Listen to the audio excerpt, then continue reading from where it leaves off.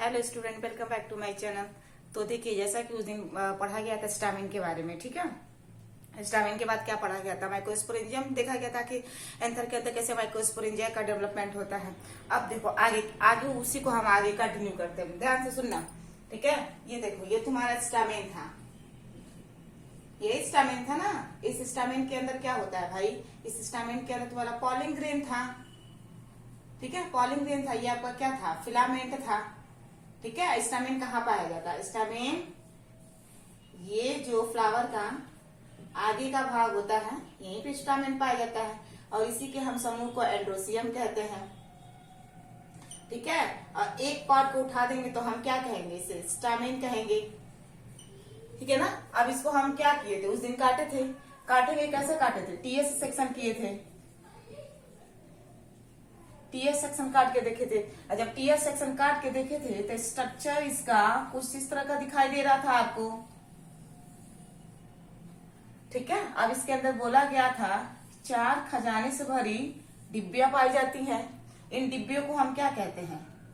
Microsporangium. यही तो बोला गया था, माइक्रोस्पोरेंजियम। अब इसके अंदर अगर देखा जाए, इसके अंदर क्या होते हैं? टिश्यू होते हैं। तो टिश्यू से पहले अगर देखा जाएगा, इसके अंदर सेल होता है। वो सेल कैसा होता है आपका? एक समान होता है, एक जैसे होते हैं, इसलिए इन सेल को कहा जाता है होमोजीनस सेल। एक जैसे दिखने वाले सेल को होमोजीनस सेल कहा जाता है, ठीक है। और यही होमोजीनस सेल मिलकर आपका स्पोरोजीनस टिश्यू का निर्माण करते हैं। स्पोरोजीनस टिश्यू बनता है, ये स्पोरोजीनस टिश्यू का डेवलपमेंट होता है, ठीक है। अब देखो, अब क्या होता है? अब इसके अंदर ये भी बताया गया था कि इसके बाहर एक दीवार पाई जाती है, ठीक है। अंदर एक दीवार पाई जाती है और इनर मोस्ट लेयर पाई जाती है, जिसे हम मिडल लेयर कहते हैं। और ये जो खजाने से भरी डब्बी है, इसके चारों तरफ भी तो दीवार पाई जा रही है। तो टोटल कितने दीवार पाए जा रहे हैं? 4। ये हमेशा आपके एनसीईआरटी में, यानी कि जो 12th में स्टूडेंट है उनके में भी अगर देखा जाए तो ऑप्शनल क्वेश्चन में ये 1 नंबर का पूछता है। और नीट में तो जाहिर सी बात है, उसमें तो पूछता ही है। टोटल अगर ओवरऑल देखा जाएगा इस चैप्टर से तो 10-12 क्वेश्चन तो ऐसे ही पुटअप हो जाते हैं, ठीक है। तो यही पूछ जाता है कि इसमें कितने लेयर्स पाए जाते हैं। तो 4 लेयर्स पाए जाते हैं। एक आपका एपिडर्मिस हो गया, जस्ट नीचे आपका एंडोथीसियम हो गया, उसके नीचे आपका मिडल लेयर हो गया, और उसके नीचे आपका कौन सा हो गया? टेपेटम हो गया। तो ये 4 दीवार याद रखना, ये 4 दीवार। पहला जो था आपका एंडोडर्मिस, ठीक है, एंडोडर्मिस। दूसरा देखा जाएगा एंडोथीसियम, ठीक है। तीसरा जो है आपका मिडिल लेयर, और चौथा क्या है? टेपेटम। और टेपेटम किसका काम कर रहा था भाई? नरिशमेंट का काम कर रहा था ना। नरिशमेंट मतलब क्या? पोषण देने का काम कर रहा था। किसको? पॉलिन ग्रेन को। जब तक इस पॉलिन ग्रेन को खाना पानी देने वाला होगा नहीं, तब तक ये मैच्योर नहीं करेगा, और आने वाले समय में ये डेहिसों का बाहर निकलेगा, और निकलेगा नहीं तो पॉलिनेशन के थ्रू आपके स्टिग्मा तक पहुंचेगा नहीं। जब स्टिग्मा तक ही नहीं पहुंचेगा तो फर्टिलाइजेशन कैसे होगा? ना फर्टिलाइजेशन होगा, ना जाइगोट बनेगा, ना एम्ब्रियो बनेगा, ठीक है। तो इन चारों दीवारों का नाम आप याद रखिएगा, ठीक है। तब देखो, ये आपका हो गया माइक्रोस्पोरेंजिया, ये आपका हो गया होमोजीनस सेल। होमोजीनस सेल मिलकर आपका किसका निर्माण करेंगे? आपका स्पोरोजीनस टिश्यू का निर्माण होगा। अब देखिए, अब आगे क्या होगा, ध्यान से सुनिएगा आगे। अब इसमें अगर आगे देखा जाए तो हम ये जो खजाने से भरी जो डिब्बी है, इसको हम बाहर निकाल लेते हैं, ठीक है। तो आपका अगला जो टॉपिक है वो है माइक्रोस्पोरोजेनेसिस। स्टामिन तो हो ही गया ना। स्टामिन पुमंग के एक हिस्से को ही हम स्टामिन कहते हैं, और स्टामिन के गुच्छे को हम एंड्रोसियम कहते हैं। एंड्रोसियम के जस्ट नीचे आपका गाइनोसियम पाया जाता है, और गाइनोसियम एंड्रोसियम के प्रोटेक्शन देने का काम आपका कार्पेल और सेपल का काम होता है, बस। और जब फर्टिलाइजेशन हो जाएगा तो सेपल भी टूट के हट जाएगा, और पेटल्स तो गिरेंगे ही गिरेंगे, ठीक है। अब अगर आपका टॉपिक है ये बन गया, ठीक है ना। अब ये क्या होंगे? ये आपका टिश्यू है। अब इसी टिश्यू यानी किसी माइक्रोस्पोरोजिनस से आपका पॉलिन ग्रेन बनेगा। आप देखेंगे कि इसके अंदर ये जो माइक्रोस्पोरेंजिया है, 4 माइक्रोस्पोरेंजिया खजाने से भरी जो 4 डब्बे पाए जा रहे हैं, अब देखेंगे कि इसके अंदर पॉलिन ग्रेन बनता कैसे है। तो जो पॉलिन ग्रेन बनने का जो आपका टॉपिक है, उसे हम कहते हैं माइक्रोस्पोरोजेनेसिस। माइक्रोस्पोरोजेनेसिस, ठीक है ना, सूक्ष्म बीजाणुधानी। अब देखो क्या होगा माइक्रोस्पोरोजेनेसिस में। अब ये जो एक हिस्सा है माइक्रोस्पोरेंजिया का, यहाँ पे जो हम लिखा है माइक्रोस्पोरेंजिया सूक्ष्म बीजाणुधानी। अब ये जो सूक्ष्म बीजाणुधानी के बनने की प्रक्रिया को हम सूक्ष्म बीजाणुधानियां कहते हैं, माइक्रोस्पोरोजेनेसिस। ये एक माइक्रोस्पोरेंजिया को हम बाहर निकाल लेते हैं। यहाँ पे देखो निकाल लिया ना, ये क्या है आपका माइक्रोस्पोरेंजियम है, ये इसका नीचे का हिस्सा है, यानी कि फिलामेंट निकलेगा। इस तरह ये क्या होते हैं, ये फिलामेंट निकलेगा ना भाई। ये इस तरह ये खुला है ना, इसको ऐसे बंद कर दोगे तो ये निकलेगी ना, तंतु नीचे जाएगी ही। अब देखो ये, अब इसके अंदर देखा जाएगा ये जो छोटे छोटे टिश्यू हैं, ये आपस में क्या है, ये सेल है ना, सेल मिलकर ही ना टिश्यू बना रहा है। ये एक माइक्रोस्पोर को हम बाहर निकाल देते हैं, जो सेल है टिश्यू बना रहा है, आगे चल के माइक्रोस्पोर पॉलिन ग्रेन बनेगा, इसके एक हिस्से को हम बाहर निकाल देते हैं। तो बाहर निकाल देंगे तो कुछ इस तरह का आपको दिखाई देगा, ठीक है। ये एक हिस्से को हम कहते हैं पीएमसी, या तो हम इसे कहते हैं एमएमसी। ध्यान से सब लोग देखिएगा, पीएमसी का मतलब होता है प्राइमरी मदर सेल, ठीक है। एमएमसी का मतलब होता है आपका माइक्रोस्पोर, ठीक है ना, माइक्रोस्पोर मदर सेल, ठीक है। अब इसको हम हटा देते हैं। अब तो जाने का ये हिमोजिनस सेल में स्पोरोजिनस क्या मिला रहे हैं, टिश्यू बना रहा है, ये यहाँ पे हम इसको इतना हटा दे रहे हैं। अब ध्यान से समझना, ये जो पीएमसी है, एमएमसी है, जिसे हम प्राइमरी मदर सेल कह रहे हैं, माइक्रोस्पोर मदर सेल्स कह रहे हैं। अब इसके अंदर होगा meiosis, meiosis, meiosis, meiosis first चलेगा। इस मियोसिस फर्स्ट को ही हम कहते हैं अर्धसूत्री विभाजन। ये 11th का चैप्टर है, ठीक है ना, 11th का साइटोकाइनेसिस कैरोकाइनेसिस चैप्टर में आपको मियोसिस माइटोसिस पढ़ने को मिलेगा। मियोसिस फर्स्ट, जब मियोसिस फर्स्ट चलेगा तो कितने सेल बना देगा, 2 सेल बनाएगा। 2 सेल स्टेज पे इसका डेवलपमेंट होगा। हमेशा याद रखिएगा ये जो पीएमसी और एमएमसी है ये द्विगुणित है। द्विगुणित का मतलब होता है डिप्लॉयड। सपोज अगर मान लो प्रत्येक इंसान अपने माता पिता की संतान होते हैं, तो मान लीजिए हम संतान अपने माता पिता के हैं, तो माता पिता से क्या होता है भाई, बच्चे का निर्माण तो होगा ही ना। तो माता से 23 गुणसूत्र और पिता से 23 क्रोमोसोम्स, तो 23 क्रोमोसोम्स के मिलकर क्या होता है 46 क्रोमोसोम्स का डेवलपमेंट होता है। 46 गुणसूत्र होता है ना, हमारे प्रत्येक जीव के अंदर अगर देखा जाएगा 46 गुणसूत्र होते हैं। तो ये जो 23 और 23 आया है मिलकर जो 46 बना है, ये क्या है आपका द्विगुणित है। द्विगुणित का मतलब 46 का मतलब है 2 गुणित 23। 2 का मतलब एक माता एक पिता, एक माता से 23 आया और एक पिता से 23 आया है, तभी तो 46 का निर्माण हुआ है। अब ध्यान से समझना, अब क्या होगा, हमारी आने वाली संतान आएगी, तो जब हमारी जो संतान होगी उस संतान में क्या होगा, उसके माता से आधा गुणसूत्र मिलेगा 23 और पिता से आधा गुणसूत्र मिलेगा। तो जो माता से और पिता से जो 46 गुणसूत्र जा रही है, जेनरेटिव है ना, एक पीढ़ी से दूसरी पीढ़ी में जा रही, तो वो क्या होगा, फिर जो बच्चे का जो निर्माण होगा उसमें गुणसूत्रों की संख्या क्या होगी, द्विगुणित होगी। इसका मतलब अगर देखा जाए हमारे अंदर जो 46 गुणसूत्र तो है, लेकिन हमारे जो जनन भाग है, जनन भाग का मतलब हमारे अंदर जो ओवरी है और जो मेल है उसके अंदर क्या है, टेस्टिस है, इसमें जो गुणसूत्र की संख्या होती है वो अगुणित होती है, हैप्लॉइड होती है, ठीक है। ये हैप्लॉइड मिलकर क्या होता है, डिप्लॉइड का निर्माण होता है। यानी कि जो बच्चा रहेगा, जो बच्चा बनेगा आने वाले समय में, उसमें से 23 माता से जा रहा है और 23 क्या हो रहा है, पिता से जा रहा है। तो हम अगुणित भी हैं और हम क्या है, द्विगुणित है। आपको तो हम दिखाई दे रहा है द्विगुणित, द्विगुणित है, यानी कि एक पूर्ण रूप से आपको इंसान दिखाई दे रहा है, लेकिन हमारे अंदर अगुणित गुणसूत्र भी है। वो अगुणित गुणसूत्र है कहाँ, आपके जनन अंग में। जनन अंग क्या है, आपके ओवरी के अंदर।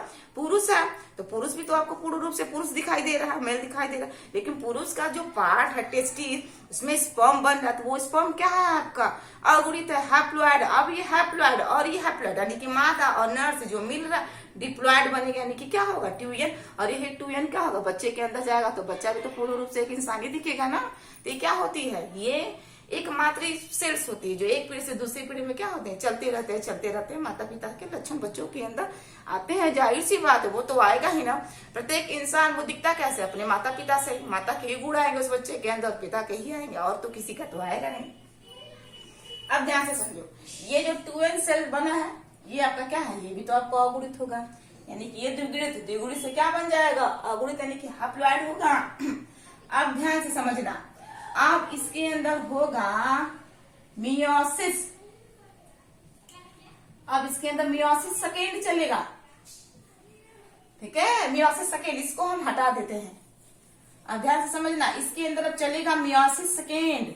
अब जब मियोसिस सेकेंड चलेगा तो कितना सेल बनेंगे, 4 बनेंगे, 4 माइक्रोस्पोर, 1 2 3 4, चारों का एक गुच्छा है, चतुष्क सेल है, ठीक है ना, चतुष्क कोशिका। इन चारों सेल्स के गुच्छे को, ग्रुप को हम कहेंगे माइक्रोस्पोर। क्या कहेंगे, माइक्रोस्पोर टेट्राड। टेट्राड का मतलब चारों एक समूह में है, ठीक है। तो जब चारों एक समूह में रहेंगे तो इन्हें हम माइक्रोस्पोर टेट्राड के रूप में जानेंगे। समझ में आ रहा है। और ये चारों के चारों माइक्रोस्पोर कहाँ बन रहे हैं, इस माइक्रोस्पोरेंजियम के अंदर। ये जो कुछ समय पहले हम ये डायग्राम बनाए थे, यहाँ पे ये जो सेल्स बन रहे हैं, ये प्रत्येक सेल यानी कि एक एक सेल ऐसे 4-4 सेल्स का निर्माण करेगा। तो सोचो आने वाले समय में ये माइक्रोस्पोर से कितने सारे पॉलिन ग्रेन बनेंगे। कहा जाता है कि एक बार नहीं, मतलब अगर देखा जाए एक माइक्रोस्पोरेंजियम के अंदर एक एक सेल हजारों संख्या में पॉलिन ग्रेन का निर्माण करती, एक एक माइक्रोस्पोर, ठीक है। तो सोचो कितने सारे माइक्रोस्पोर बनेंगे और कितने सारे माइक्रोस्पोर आपके पॉलिन ग्रेन का निर्माण करेंगे। समझ में आ रहा है। ये माइक्रोस्पोर क्या हो गया, टेट्राड हो गया। अब ध्यान से समझिएगा, यहाँ से लेकर ये जो पीएमसी और एमएमसी है, यहाँ से लेकर यहाँ तक ये जो आपका बना है, क्या बना है, माइक्रोस्पोर टेट्राड। इस प्रक्रिया को ही, यानी कि इस प्रोसेस को ही हम कहते हैं माइक्रोस्पोरोजेनेसिस। ये पूरा प्रोसेस, यानी कि एक मदर सेल से एक, ठीक है ना, पितृ यानी कि एक पुत्र कोशिका बनने तक का प्रोसेस आपका क्या है, माइक्रोस्पोरोजेनेसिस, ठीक है। यहाँ तक का प्रक्रिया आपका माइक्रोस्पोरोजेनेसिस है। यानी कि ये मदर सेल है, मदर सेल डिवीजन करेगी, 2 सेल बनेगा, वो भी हैप्लॉइड होगा। फिर ये डिवाइड करेगा तो 4 सेल बनेगा, जब 4 सेल बन जाएगा फिर से हम माइक्रोस्पोर टेट्राड कहेंगे। फिर क्या होगा कि ये जो माइक्रोस्पोर होगा, अब धीरे धीरे धीरे धीरे क्या हो रहा है, बड़ा हो रहा है। कहाँ बड़ा हो रहा है, ये जो आपका टीएस सेंटर है, ये जो माइक्रोस्पोरेंजियम है, इसके अंदर क्या होगा, धीरे धीरे धीरे धीरे बड़ा होगा, तभी तो पॉलिन ग्रेन बनेगा ना। तब क्या होगा, जब धीरे धीरे बड़ा होगा तो ये जो चारों की संख्या में, ये चारों की संख्या में ये जो क्या है, जुड़े हुए हैं, धीरे धीरे क्या हो जाएंगे, सब सेपरेट हो जाएंगे, सब अलग अलग हो जाएंगे। यानी कि ये क्या हो रहा है, ये माइक्रोस्पोर से, एक माइक्रोस्पोर टेट्राड से 4 पॉलिन ग्रेन बन रहा है आपका। कितने पॉलिन ग्रेन बन रहा है, देखो 4 पॉलिन ग्रेन बन रहा है, ठीक है। अब हम उठाते हैं एक पॉलिन ग्रेन। अब हम पॉलिन ग्रेन के बारे में देखेंगे। ये पॉलिन ग्रेन है आपका, 2 पॉलिन ग्रेन, 3 पॉलिन ग्रेन और आपका 4 पॉलिन ग्रेन। तो आपका स्टेमेन खत्म हो गया। ये आपकी माइक्रोस्पोरोजेनेसिस की प्रक्रिया हो गई, ठीक है। तो यहाँ से भी क्वेश्चन देता है कि माइक्रोस्पोरोजेनेसिस होता क्या है। तो मातृ कोशिका से आपकी पितृ सेल से, मातृ पितृ सेल से आपकी पुत्री कोशिका से बनने के जो प्रोसेस है आपका माइक्रोस्पोरोजेनेसिस कहलाता है। अब ध्यान से समझो, अब हम पढ़ेंगे पॉलिन ग्रेन। आखिर हम पॉलिन ग्रेन देखेंगे होता है, क्योंकि पॉलिन ग्रेन आपका क्या है, मेल गैमेटोफाइट है ना। इसी पॉलिन ग्रेन के अंदर क्या बनेगा, मेल गैमीट बनेगा।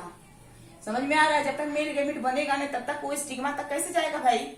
जब जाएगा नहीं तो फर्टिलाइजेशन होगी नहीं, फर्टिलाइजेशन होगा नहीं तो आपका फ्रूट बनेगा कैसे। जब फ्रूट नहीं बनेगा तो आप खाएंगे क्या, कुछ नहीं खाएंगे। आप देखो पॉलिन ग्रेन, अगला टॉपिक है आपका पॉलिन ग्रेन। ध्यान से समझिएगा पॉलिन ग्रेन। इस पॉलिन ग्रेन को हम कहते हैं क्या, परागकण, ठीक है। यही जो बना था, ध्यान से समझना, ये जो 4 सेपरेट हुआ है ना, ये क्या है, पॉलिन ग्रेन है, ठीक है। आप पॉलिन ग्रेन को उठाए, पॉलिन ग्रेन का अगर देखा जाएगा तो पॉलिन ग्रेन जनरली किसको रिप्रेजेंट करता है, मेल गैमेटोफाइट को। तो pollen grain generally represent male gametophyte. मतलब इसके अंदर क्या बनेगा, इसके अंदर क्या बनेगा, मेल गैमीट, नर युग्मक। क्या बनेगा, नर युग्मक मेल गैमेट। आप देखो पॉलिन ग्रेन को अगर देखा जाए तो पॉलिन ग्रेन में इसका जो शेप, साइज, कलर, डिजाइन, सारे के सारे फ्लावर्स में क्या होते हैं, अलग अलग होते हैं। सारे फ्लावर्स में अलग अलग होते हैं। ये वारी करता है कि फ्लावर कैसा, जरूरी थोड़े कि स्टामिन में सब में एक जैसा होगा। उसका लेंथ, उसकी जो साइज है, उसका जो शेप है, उसका जो कलर है, सब में अलग अलग होता है। ठीक है, सब में एक जैसा नहीं होता, सब में अलग। किसी में उसका स्टेमिन की साइज छोटी होगी, किसी में बड़ा होगा। आप मक्के में ही देख लीजिए, उसकी देखो उसका स्टिग्मा कितना फैला फैला होता है। उसका देखो, उसका जो मेल गैमेटोफाइट है कितना बाहर की तरफ निकला होता है, ताकि क्या होता है, एयर पॉल्यूशन के थ्रू तुरंत वहां पे मादा के वर्तिकाग्र पे उसके पॉलिन ग्रेन आएंगे और निकलने के बाद क्या होगा, फर्टिलाइजेशन की क्रिया होगी। तो जरूरी है, जरूरी थोड़ी ना कि सब में एक जैसा होगा। ठीक है, आप देखो जो पॉलिन ग्रेन है, पॉलिन ग्रेन में अगर देखा जाए इसकी जो साइज होती है, इसका पॉलिन ग्रेन की जो साइज है आपकी 20 से 25 माइक्रोमीटर होती है। सोचिए कितनी छोटी है, 20 से 25 माइक्रोमीटर। ठीक है, ये जो आपको पॉलिन ग्रेन है, पॉलिन ग्रेन के अंदर दो दीवारें पाई जाती हैं। Pollen grain have 2 layers. First is called exine and second is known as entine. ठीक है, सपोज दैट यहाँ पे हम पॉलिन ग्रेन का स्ट्रक्चर बनाते हैं। ये आपका पॉलिन ग्रेन, इसी को हम उठा ली, आपका पॉलिन ग्रेन है, इसके अंदर न्यूक्लियस होगा। ये जो देखो दीवार, एक दीवार, आप देखो 2 दीवार आ गई ना। ये जो बाहर की जो दीवार है यही है आपकी एक्साइन। अंदर की जो दीवार है ये है एंटाइन। एक्साइन को कहा जाता है अंतःचोल। ठीक है, सॉरी बाह्यचोल है, बाहर है ना, बाह्यचोल, बाह्यचोल। ये जो अंदर की जो दीवार है इसे कहा जाता है अंतःचोल। ठीक है, ध्यान से समझिएगा। ये जो आपका एक्साइन है ये आपका एक मोस्ट रेजिस्टेंस ऑर्गेनिक कंपाउंड से मिलकर बना होता है। मोस्ट रेजिस्टेंस ऑर्गेनिक कंपाउंड से मिलकर बना होता है, जिसका नाम है स्पोरोपोलानिन। स्पोरोपोलानिन ये बहुत देखा जाएगा, एक हार्ड कवरिंग लेयर होता है। ये जो बाहर जो पाई जा रही है, ये बाहर जो पाई जा रही है हार्ड कवरिंग लेयर है। ये hard covering layer, hard covering layer है, हार्ड कवरिंग। ये जो लेयर होती है आपकी डिसकंटिन्यूअस होती है। डिसकंटिन्यूअस का मतलब देखा जाएगा इस तरह, ये डिसकंटिन्यूअस है, यहाँ पे डिसकंटिन्यूअस है। ठीक है, अब अभी डिसकंटिन्यूअस का मतलब अभी आगे बताएंगे। अब देखो इस पॉलिन ग्रेन के ऊपर, क्योंकि ये बना किससे, इसकी बात है, स्पोरोपोलिन है, वो भी हार्ड रिकवरिंग लेयर है, डिसकंटिन्यूअस है। इसके ऊपर कितना भी आप अल्कली डाल दो, कितना भी आप इसके ऊपर अल्कली डालो, इसके ऊपर एसिड डाल लो, इसको कितना भी आप हाई टेम्परेचर दे दो, कोई प्रभाव नहीं पड़ेगा, नो इफेक्ट। इसको पॉलिन ग्रेन का कोई इसके ऊपर प्रभाव ही नहीं पड़ेगा। क्यों? क्योंकि ये स्पोरोपोलिन से बना है। स्पोरोपोलिन एक ऐसा लेयर है, कितना भी आप एसिड डाल दो, अल्कली डालो, टेम्परेचर दे दो, एंजाइम भी इसके ऊपर गिरा दो, ऐसा अभी तक कोई एंजाइम अभी रिसर्च में नहीं आया कि इसके ऊपर गिरा दिया जाए और गल जाए। ठीक है,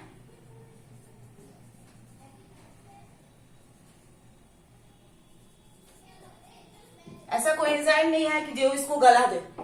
ठीक है, इसीलिए इसको, किसको, इस पॉलिन ग्रेन को, इसीलिए इस पॉलिन ग्रेन को हम फॉसिल्स के रूप में हजारों साल तक रखते हैं। ठीक है, फॉसिल्स का मतलब होता है जीवाश्म, जीवाश्म का मतलब होता है जीवों के अंश। ठीक है, अगर मान लो कोई जीव है, मान लो मर गए और हजारों साल बाद मान लो अगर हम हमारे जो कंकाल को अगर निकाला जाएगा तो जो मिट्टी के अंदर से निकलेगा जो अंश, उसी को ही हम जीवाश्म कहेंगे। ठीक है, तो आप इस ये जो आपका पॉलिन ग्रेन है, आप इसको हजारों साल तक कंजर्व करके रख सकते हैं। ठीक है, जैसे कि आप देखो मेल रिप्रोडक्टिव में, मेल में और फीमेल में, सेक्सुअल रिप्रोडक्शन इन मेल और फीमेल में अगर देखा जाए तो क्या होता है, अभी के समय में देखा जाए तो पुरुष भी क्या कर रहे हैं, अपने स्पर्म को स्टोर करके रख दे रहे हैं, फ्रीज करा के रख दे रहे हैं, और फीमेल भी क्या कर रहे हैं, अपने भी ओवा को फ्रीज करा के रख दे रहे हैं। क्यों? क्योंकि अभी की जनरेशन में अगर देखा है कुछ ऐसे लोग हैं जो क्या आ रहा है, तत्काल में वो प्रेगनेंसी को कंसीव तो कर रहे हैं लेकिन वो उसे कंटिन्यूअस नहीं करना चाहते हैं। तो इसलिए क्या है, मान लो किसी का उम्र 30 साल है, वो अभी चाहता नहीं है कि उस चीज को कंसीव करना, वो चाह रहा है कि आने वाले 10 साल के बाद हम माता पिता बने, तो वो क्या करेंगे, अपने एक अंडे को निकाल कर फ्रीज करा दे रहा है लैब में, और पुरुष भी क्या कर रहा है, वो भी अपने स्पर्म को निकाल कर फ्रीज में लैब करा दे, उसको रख दे रहा है। तो ये क्या हो रहा है, ये जो फ्रीज में रखा जा रहा है स्पर्म और वोवा, ये क्या हो रहा है, इसको पहले से प्रिजर्व करके रखा जा रहा है ताकि आने वाले समय में जब हमें प्रेगनेंसी कंसीव करने में दिक्कत हो तो जो फ्रीज किया गया हमारा स्पर्म और जो हमारा ओवा है, इसको हम लैब में फर्टिलाइज कराकर मादा के फीमेल के यूट्रस में डायरेक्टली हम रख सकते हैं। फिर वो महिला, वो फीमेल प्रेगनेंसी को कंसीव करके कंटिन्यूअस कर सकती है। ठीक है, तो वो कंटिन्यूअस किया जा रहा है ना, तो ये क्या है, इंसेमिनेशन का प्रोसेस है, बने बनाए चीज को मादा के अंदर ट्रांसफर किया जा रहा है। तो यहाँ भी तो क्या हो रहा है, यहाँ भी तो पॉलिन ग्रेन को हम स्टोर करके रख रहे हैं ना। मान लो आने वाले समय में ऐसे कुछ पौधे हों जिसमें उसका फर्टिलाइजेशन कराने में दिक्कत हो, तो बनाए बनाए क्या है, हम इस पॉलिन ग्रेन को रख ले रहे हैं। फिर देखेंगे कि आने वाले समय में कोई पौधा विलुप्त हो रहा है इस जाति का, तो हम इस पॉलिन ग्रेन को उठाकर हम फर्टिलाइज करा सकते हैं। ठीक है, तो ये हमारे लिए एक अच्छा सा प्रोसेस है। ठीक है, फॉसिल्स के रूप में हम क्या कर रहे हैं, इसको हम रख रहे हैं, किसको, इस पॉलिन ग्रेन को। ठीक है, वो भी किसमें, नाइट्रोजन में -196 डिग्री सेंटीग्रेड पर। ठीक है ना, इसको फ्रीज करके रखेंगे, वो भी नाइट्रोजन के लिक्विड में -196 डिग्री सेंटीग्रेड पर उसको हम फ्रीज करके रखेंगे। तो ये है आपका पॉलिन ग्रेन। मेल गैमेटोफाइट है, इसका शेप, साइज, डिजाइन, कलर सब में अलग अलग होता है। इसका अगर जनरली अगर साइज देखा जाएगा तो 20 से 25 माइक्रोमीटर है। इस पॉलिन ग्रेन में 2 दीवारें होती हैं, एक एग्जाइन होती है, एक आपका एंटाइन होती है। ठीक है, तो आपका एग्जाइन क्या है, एग्जाइन जो है मोस्ट रेजिस्टेंस